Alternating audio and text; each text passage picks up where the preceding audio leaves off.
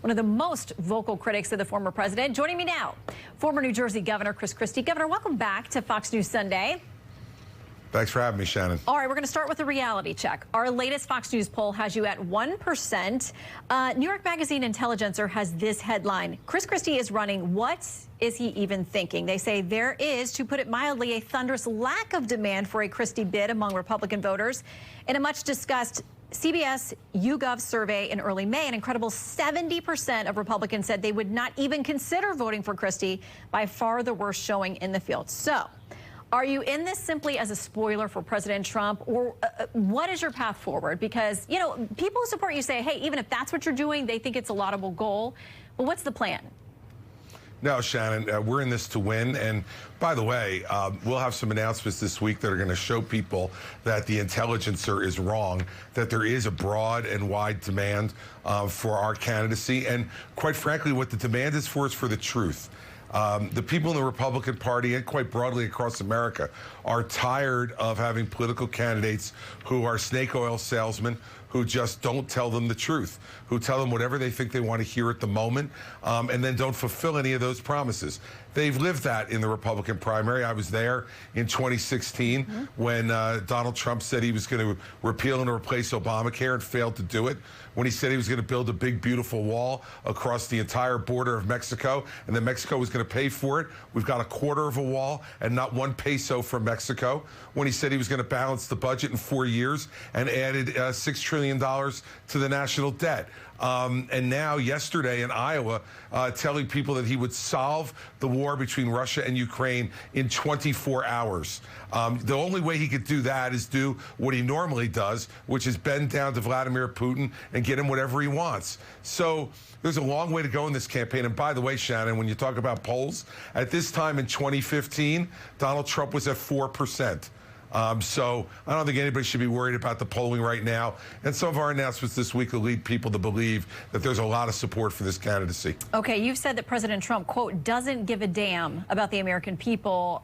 Millions of them think he is the only guy out there fighting for them. That is their perception. Tens of thousands of them show up at each of his campaign stops. So do you really think you can convince those folks otherwise?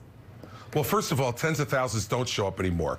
That's another one of the real big lies that happened. Let's just for a second, Pickens, South Carolina, just a week or so ago. It's a town of maybe 3,500 people, and local estimates, their authorities, their officials, police and stuff there, they said 50,000 people potentially. That was, look, all you have to do is look at the pictures and realize, Shannon, that 50,000 is absurd. But I'm not going to get into an argument about that. Here's why he doesn't care about the American people. He droned on for an hour and a half yesterday in Iowa. He lied about the farm deal with the Chinese. They haven't even complied with a quarter of what they agreed to Donald Trump to do in terms of buying soybeans and other things from the farmers in Iowa.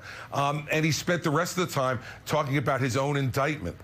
This is not somebody who's fighting for the American people and their future. This is all about his ego. What he cares about the most is trying to undo the loss he had to Joe Biden in 2020. But since he's a three-time loser, having lost in 2018 the House of Representatives, lost the White House and the Senate in 2020, and in 2022, he wound up losing 2 more governorships, another seat in the Senate, and we barely won the House by 5 votes when, in fact, you know, you had a president whose popularity was at 35%. So he's in this for himself and himself only, and not in it for the American people. And over the course of the time, Republican primary voters are going to see that too. If we want to lose to Joe Biden again and have an 82-year-old Joe Biden in the White House, then let's nominate Donald Trump. All right, you are one of the few willing to talk about entitlement reform, about potential changes to programs like Social Security. How do you do that against headlines like this? Current Affairs says why the right hates Social Security and how they plan to destroy it. What's your plan, and how do you sell it to people? Well, you sell it to people because in 2034, Shannon, if nothing is done, then there will be an automatic, by law, 24% cut in Social Security benefits.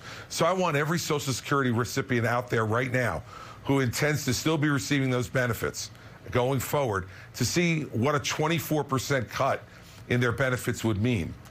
We need to look at all the different options to try to fix Social Security. We don't need to look at raising taxes. We've got plenty in taxes right now in this country. But we need to look at things like, do the extraordinarily wealthy need to collect Social Security? I mean, do we really need to have Warren Buffett and Mark Zuckerberg and Elon Musk collecting Social Security and others that are very, very wealthy? And also, when you look at the age of retirement, you don't want to change that for people who are now in their 50s or 60s. That would be unfair. They wouldn't have time to plan. But I say this, I have a son who will be 30 years old this fall. If we change the Social Security age for somebody like him and he can't figure out how to plan for that over the course of the next 35 years, he's got bigger problems than worrying about what his Social Security benefits are going to be. We need to be real about this, Shannon. And I don't hate Social Security. I love Social Security. And that's why I don't want to see a 24% cut in benefits, because we were too timid and too afraid. And this is another place where Donald Trump says he will do nothing to change it. Well, he won't care, because even if he ran again, he'd be out of the White House before this cut happened, and he would be able to say that it was somebody else's fault. I want to take on the big problems in this country and solve them for the American people. Okay, let's talk, because of your background as a U.S. attorney, I'm really curious about what you think about this Hunter Biden investigation. U.S. Attorney David Weiss. We have a whistleblower, Gary Shapley, who quotes from a meeting that he and others attended with Weiss. So there are other people there in October of 2022. He said Weiss stated that he is not the deciding person on whether charges are filed. Now, both Weiss and the Attorney General have said he's got the authority to do whatever he wants.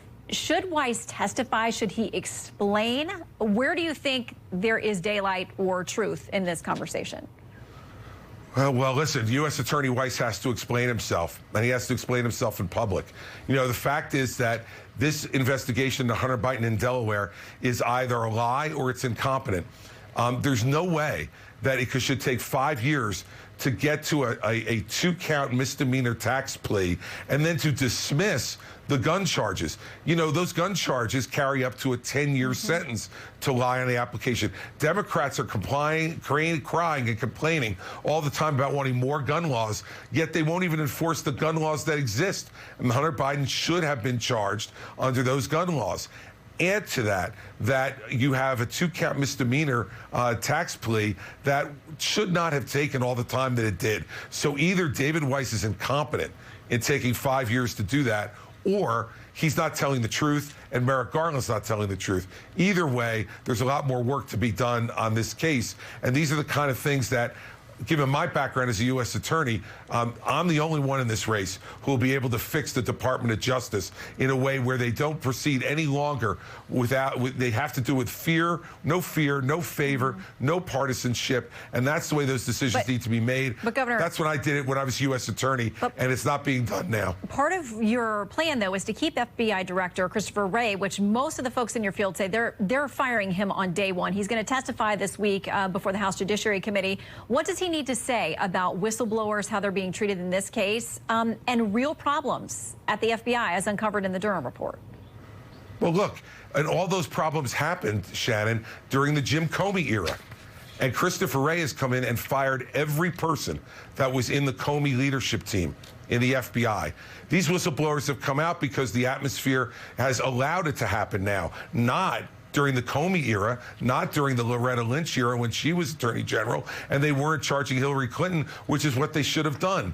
You know, the fact is that these other folks in the race, they just are looking for a scapegoat.